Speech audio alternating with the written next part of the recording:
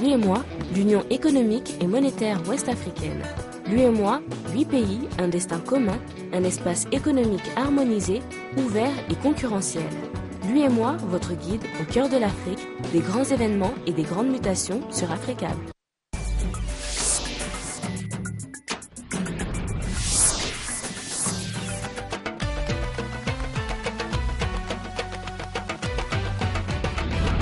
C'est un plaisir de vous retrouver pour le rendez-vous de l'information sur Africable Télévision. Voici les titres de cette édition. En Somalie, les soldats de l'AMISOM et l'armée somalienne contrôlent la situation. Les Chebabs auraient quitté la ville de Baraoué, mais l'alerte reste maximale. Le Japon balayé ce lundi par un puissant typhon. Le bilan provisoire fait état de 6 morts, dont 3 militaires américains. Une quarantaine de bénévoles de Médecins sans frontières se préparent à être déployés vers les pays les plus touchés par l'épidémie d'Ebola. La maladie a déjà fait 3330 morts en Afrique de l'Ouest.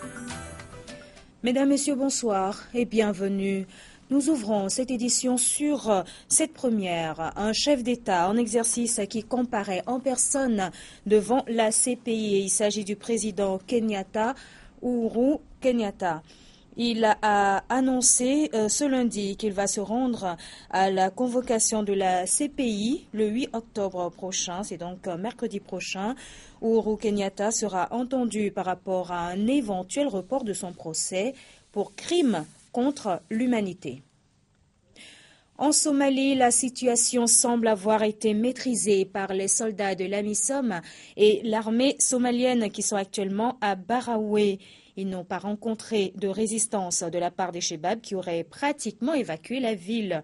La préoccupation actuelle des soldats de l'AMISOM est d'arriver à limiter les risques d'infiltration des Chebabs dans la ville, des risques qui pourraient être très élevés alors une véritable sensibilisation de la population s'impose. Terrorisme à présent, si les frappes se poursuivent contre les positions de l'État islamique en Irak et en Syrie, Peter Kassig sera donc le prochain otage qui va être décapité par ses ravisseurs. Et il s'agira donc de la 4e décapitation d'otages. Le soldat américain vit dans l'angoisse et aux dernières nouvelles, il se serait converti à l'islam. D'ores et déjà désigné pour mourir. Vendredi, dans la vidéo diffusée par le groupe État islamique, montrant la 4e décapitation d'un de leurs otages occidentaux, toujours le même rituel macabre. Le bourreau présente la prochaine victime qui subira le même sort si les frappes sur l'Irak et la Syrie se poursuivent. Il s'agit cette fois de Peter Kassig, ancien GI américain de 26 ans, reconverti dans l'humanitaire en fondant une ONG. Il a formé 150 civils à fournir de l'aide médicale au peuple de Syrie. Son organisation a fourni de la nourriture, du matériel, des vêtements et des médicaments. Il a appris à aimer et à admirer le peuple syrien et se sentait là-bas comme chez lui. Le voyage de notre fils a culminé avec sa conversion à l'islam.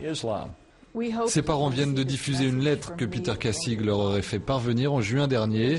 Il y explique sa conversion en captivité, prenant le nom musulman d'Abdul Rahman. Ses proches espèrent que cette foi nouvelle et qu'il dit sincère dans sa lettre pourra jouer en sa faveur. Il y a donc déjà eu 4 décapitations et cette décapitation pourrait être la 5e.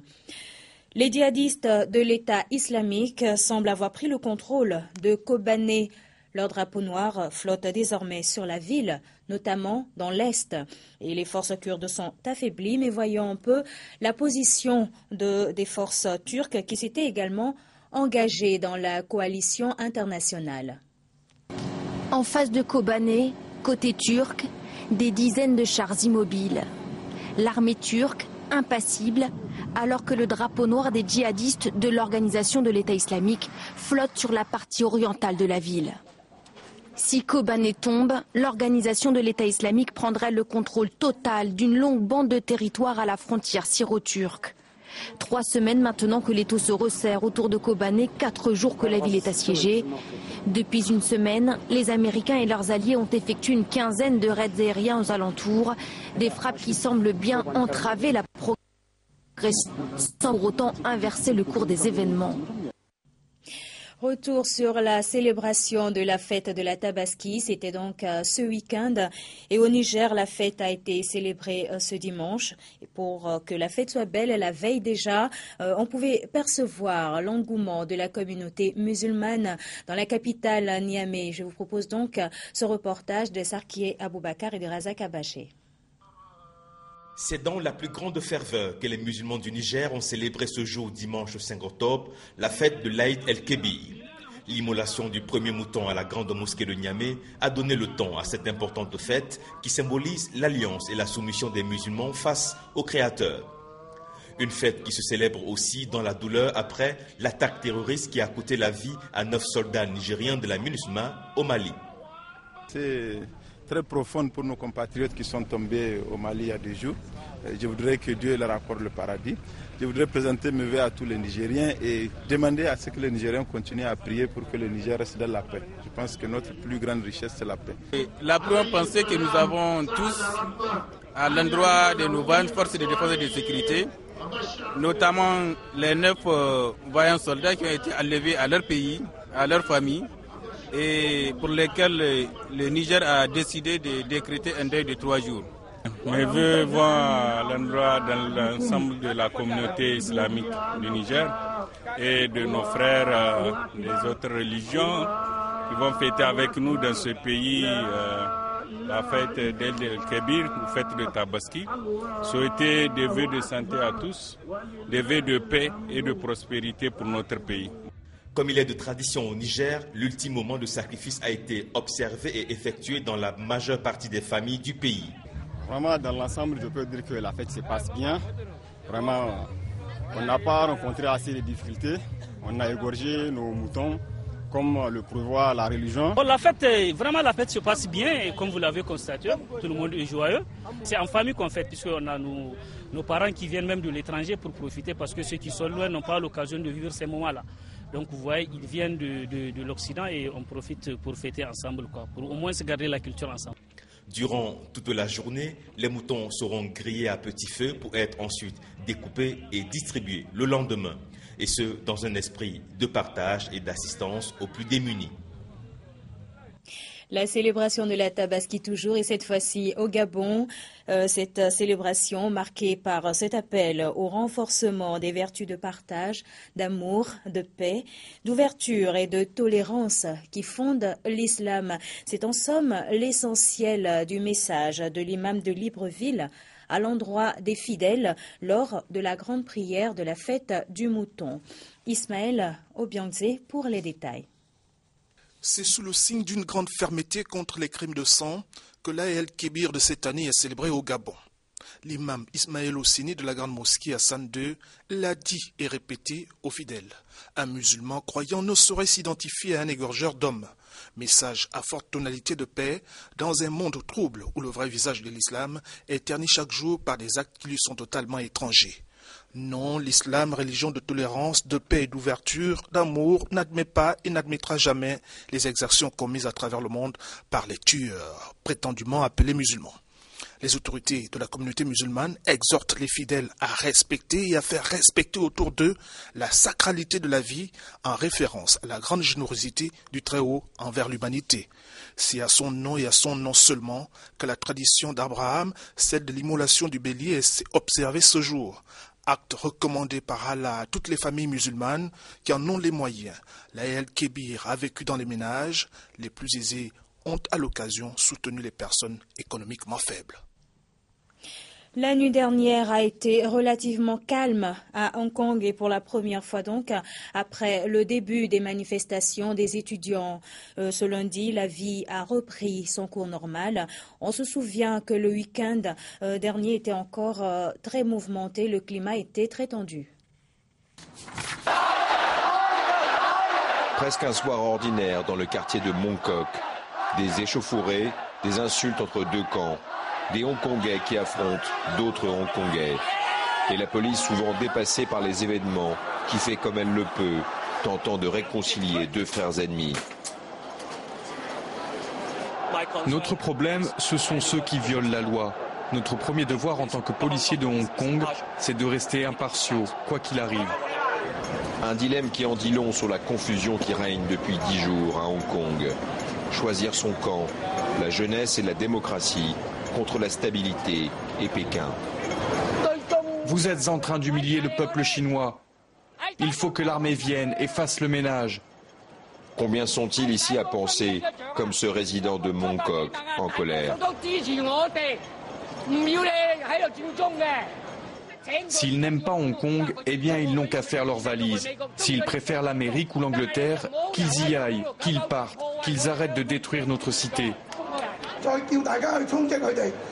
Les mouvements pro-Pékin sont de plus en plus organisés, de plus en plus agressifs. Contre-manifestations, tribunes publiques, rien n'est laissé au hasard pour déstabiliser les manifestants pro-démocratiques. Dans les rues commerçantes, les Chinois du continent sont peut-être beaucoup moins nombreux à cause de la crise, mais la confiance règne. À Mong Kok, certains vieux commerçants n'y vont pas par 4 chemins. Pour eux, le vent pro-démocratique qui souffle sur Hong Kong est un vent mauvais. Je ne veux pas que cela se termine dans la paix. Je suis pour qu'il y ait un bain de sang. C'est la seule manière de donner une bonne leçon à ces gamins. Si la police ne veut pas faire son boulot, eh bien il faut appeler l'armée. Le printemps de Hong Kong est certainement aussi celui de toutes les divisions. Au Brésil, Dilma Rousseff vient de remporter le premier tour de la présidentielle. Elle arrive en tête du scrutin avec 41% de voix contre 33% pour Écio Neves, son adversaire de droite. Le second tour est fixé au 26 octobre prochain. Je vous propose à présent d'écouter la candidate du Parti des travailleurs à l'issue de ce premier résultat. Comme nous le disions au temps de la lutte, de la résistance, la lutte continue. Je veux le répéter, la lutte continue. Une lutte qui sera sans aucun doute, une fois de plus, victorieuse. Je l'ai dit, je réaliserai tous les changements nécessaires pour que la vie de chaque Brésilien, de chaque Brésilienne devienne meilleure chaque fois davantage. Après la présidentielle, eh bien, parlons catastrophe naturelle et cette fois-ci c'est au Japon, un début des semaines plutôt triste qui a été donc le pays a été touché ce lundi par un typhon, le 18e de la saison. Le puissant typhon Fanfone, a balayé le pays, laissant derrière lui des victimes, près de 6 morts et une vingtaine de blessés selon le bilan provisoire. Au passage de Fanfone, les habitants de Tokyo tiennent bon. Mais les transports accusent sérieusement le coup. Des centaines de vols annulés, des dizaines de trains retenus, certains usagers veulent rester optimistes. Le train devrait rouler normalement parce que c'est un train à grande vitesse, donc je ne suis pas très inquiet. Le départ est retardé, c'est tout. Ce 18e cyclone tropical de la saison n'a pourtant rien d'anecdotique. Déjà 6 victimes, dont la moitié disparues dans la région de Tokyo, et 23 blessés à travers le pays.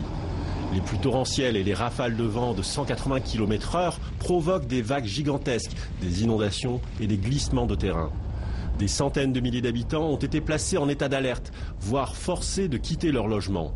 Heureusement, le puissance, force 4 à force 1.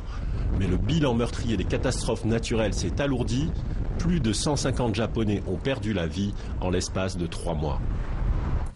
Santé pour refermer cette édition et donc la lutte contre le virus de l'Ebola. Une des préoccupations de l'Union africaine était de renforcer le personnel médical dans les pays les plus touchés par la maladie. Et cette semaine, une quarantaine de bénévoles de Médecins sans frontières seront donc déployés vers ces zones où sévit la maladie. Et ils sont donc en pleine préparation à Bruxelles, en Belgique. Vous allez le voir dans ce reportage. Ne rien laisser au hasard. Jean-Sébastien est un habitué des missions pour Médecins sans frontières, mais cette fois il a conscience qu'il doit se préparer sans négliger aucun détail. Il s'apprête en effet à aller soigner des malades d'Ebola, comme la quarantaine de bénévoles réunis à Bruxelles qui s'envoleront en fin de semaine pour la Guinée, la Sierra Leone ou le Libéria. Passer du temps avec le patient dans un environnement où on sait qu'on peut être contaminé à tout moment, même si on est protégé, même si on fait tout pour essayer de se protéger, à un moment donné, je pense que la fatigue faisant, on peut être plus vite stressé à l'arrivée. Ouais. Médecins, infirmiers, spécialistes de l'eau ou de l'hygiène, tous restent très attentifs pendant ces 2 jours d'entraînement, notamment lors de la phase la plus sensible de la préparation, celle du déshabillage. Vêtements, gants ou lunettes de protection ont pu être en contact avec les patients contaminés. Il faut donc éviter à tout prix une éclaboussure en les retirant. C'est vrai que ça fait peur. Nous avons des procédures en place. Des protocoles existent. Donc il s'agit de bien les appliquer à la lettre et on n'a pas droit à l'erreur. Donc voilà, c'est ce que j'essaye de me dire, que ça va aller. La dimension psychologique fait partie intégrante de la préparation et les risques encourus peuvent en refroidir plus d'un. Les bénévoles ont toujours la possibilité de faire marche arrière jusqu'au moment du départ. Des interventions Ebola, c'est pas pour tout le monde. Et il faut vraiment être prêt à y aller dans sa tête pour pas se mettre à risque après quand on est sur le terrain et pas mettre le reste de l'équipe à risque aussi. Limiter les risques, mais informer aussi sur leur réalité. À la mi-septembre, l'OMS estimait à 318 le nombre de personnels soignants contaminés par Ebola, dont 151 cas mortels. C'est la fin de cette édition. Merci à vous tous de l'avoir suivi. Très bonne suite de programme sur Africa Télévision. Bonsoir chez vous.